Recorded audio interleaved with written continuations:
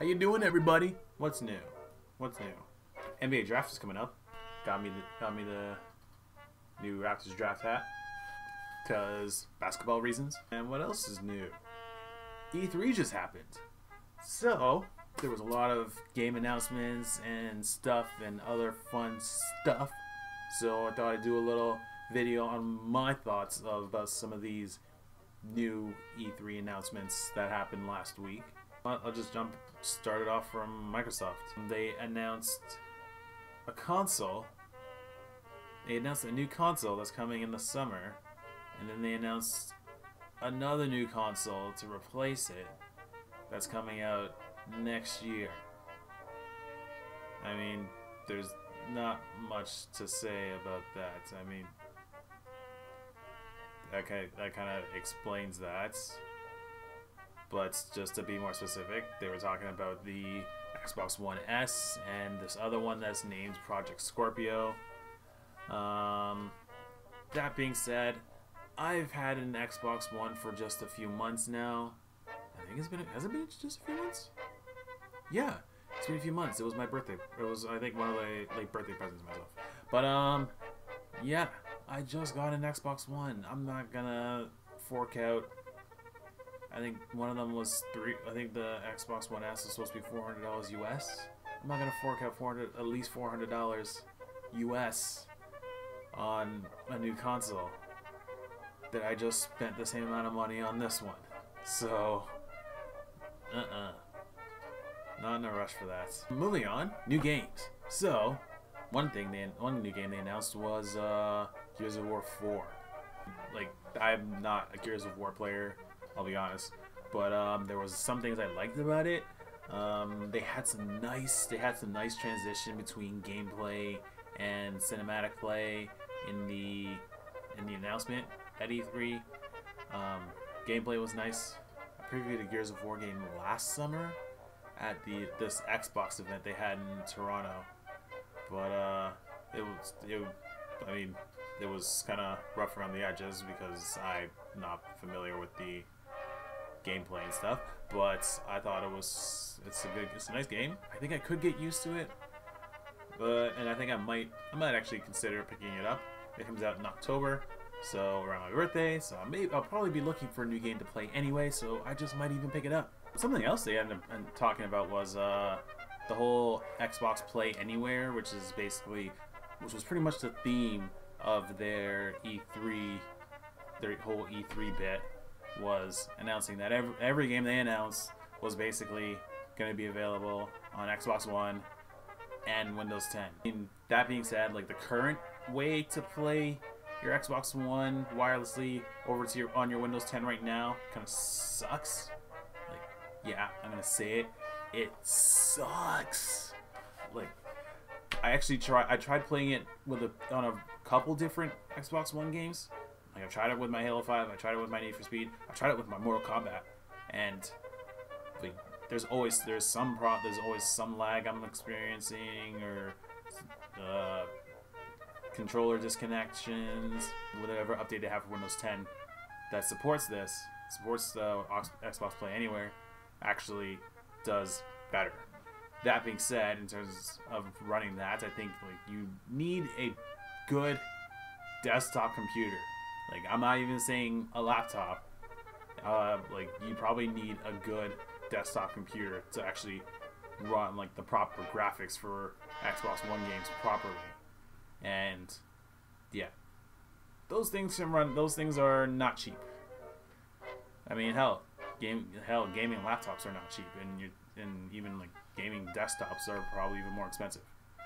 So that's my thought on that. The next game that they announced that actually was really hyped for was Forza Horizon 3. Like, I've seen the Forza games. I've demoed like a lot of Forza games. I demoed last year's Forza at the same Xbox event, and it was nice. But this one's nice. It takes place in Australia. Like, the maps look good, the graphics look good, the seamless transitioning to party races looks great. And they also support a 4-player campaign co-op. kind of like Halo 5, but that looks great, and it's coming out in September. So by then, I should be fed up with playing my Need for Speed, so I'll have another racing game to play. So definitely looking forward to that. Sea of Thieves, I am friggin' excited for this game. Like you want to be a pirate, you can be a pirate. You want to drink all the rum, drink all the rum. You want to go sailing across the seas, you can do that. You want to go shoot down other pirate ships, you can do that. Go full out like Pirates of the Caribbean thing going on. Go all out. Go to Tortuga. Maybe. Please say you can go to Tortuga. Please. Find the treasure and actually do some real pirating. Like, I actually am looking forward to that. They didn't have a release date for it yet, which is what's bothering me. Like, I feel like it's going to be like come out in 2017, which I really don't want that to happen because I want to play that now. There's no... They didn't mention anything about beta testing. If you need a beta test player, right here. Something else I saw, which I was not too hyped about. I actually was being more hopeful for actual Halo news, but the only Halo news they came out with was Halo Wars 2. I mean, I was hoping for something new for Halo 5, which I would think I was being a little too hopeful because Halo 5 just came out like a year ago. So. But Halo Wars 2 was nice. I like the concepts. They had extended the demo for Halo Wars 2, so I still tried it a bit more just to try to win myself over. But it kind of makes me feel like it's like League of Legends or any of those games and that kind of like genre of gaming, which I'm not so big. I'm not entirely big on, so it wouldn't be my first option. Ooh, another one I was excited for. Tekken 7. Like, I had a feeling, I'm like, something, like, I just remember seeing something online about maybe a new Tekken, and then like in the video, in the announcement video, you see Heihachi get up, and then you see Akuma, and then you see them go at it, and the fact that Akuma was just in there already told me, like, that's it, I'm done. Like, I gotta get this. Tekken / Street Fighter, even if it may only just be Akuma, I don't care. Akuma is still badass. I mean, if he can still do his Raging Demon on him, so that's pretty bad. That's badass enough for me. So I would definitely get that. Moving on to Ubisoft was that first day as well. So Ubisoft, like, I watched I watch those from time to time, and they always have a nice show. They started off with the Just Dance. I mean, Just Dance is always a fun game anyway, and the fact that they used Queen, like, to open up the show, already won me over. I'm like, okay, you got, like, all right, you got my attention now. Like, you cannot use Queen and then don't deliver. Like, there's an expectation when you use Queen. Okay, you kind of set the bar, so you need to make sure that you deliver, and they did. I mean, starting with Just Dance, like, Just Dance is still going to be on like all the gaming consoles, so Just Dance is a nice party game, a game that I've never really thought of playing, but might actually consider playing, is Tom Clancy's Ghost Recon Wildlands. Just from the demo, like, it seems like there's a nice story behind it. Actually, now that I think about it, it's similar to the Expendables, or at least the scene in the demo that they did was similar to the Expendables. They're going down south to some southern country to deal with somebody who's taking over the drug trade and stuff, and they're supposed to stop them, and they're just trying to cause problems, and then the mercenaries go in, try to stir the pot and kind of stop the whole operation. That game's coming out in March 2017, but I'd actually consider getting that. This next game, I'm tempted to buy it, but I'm tempted to not buy it just because of what it is. It is South Park, The Fractured Butthole. Now, I never played the first South Park game, but the way they built up this trailer, like they built up to like their intro to this game was pretty cool. I mean, and the fact that it's South Park. Like, South Park is always funny. I mean, I find their sense of humor funny because they're willing to talk about anything.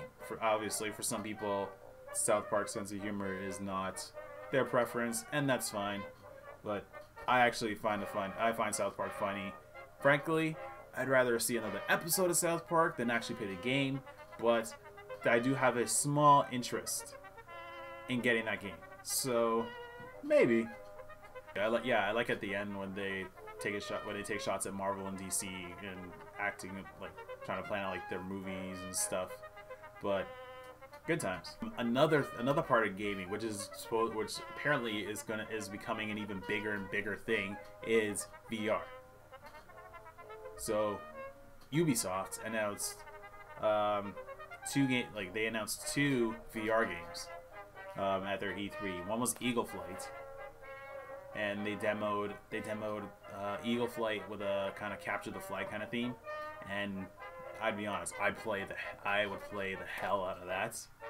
Like, I'm looking forward to that. They said it's coming out in the fall. Another VR game they said is coming out that they're bringing out is Star Trek Bridge Crew. Now, anybody whoever had daydreams about being on the Enterprise or being on another starship, like, this would be your chance. And on top of that, you can do it with people. You can do it with other people.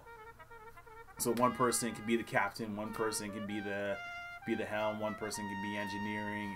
Like, that's actually the closest thing that you'll ever get to being in Star Trek right now. Like, I'm excited for it. The only problem with VR in general is those VR devices cost money, and I don't have that kind of money. So I might not be playing it anytime soon. Now, normally Ubisoft has something to do with Assassin's Creed. They didn't have anything game-wise about Assassin's Creed. Assassin's Creed movie starring Michael Fassbender that I'm looking forward to. Just eagerly waiting for them to finish that movie so I can go watch it. And then maybe after that, I'll probably pick up some games. Next thing, there was a few games from Sony that I was interested in too. God of War had a very interesting intro video and what seemed like gameplay. I mean, like, there was like some gameplay in there. I mean, it's kind of weird that you're sending that a boy's being sent into the wood. It's weird that a kid's being sent into the woods with monsters to go hunt a deer. So, like, the woods is already dangerous, and you're saying go get dinner. But I think I might need to see some more before I actually consider getting that. Detroit Becoming Human.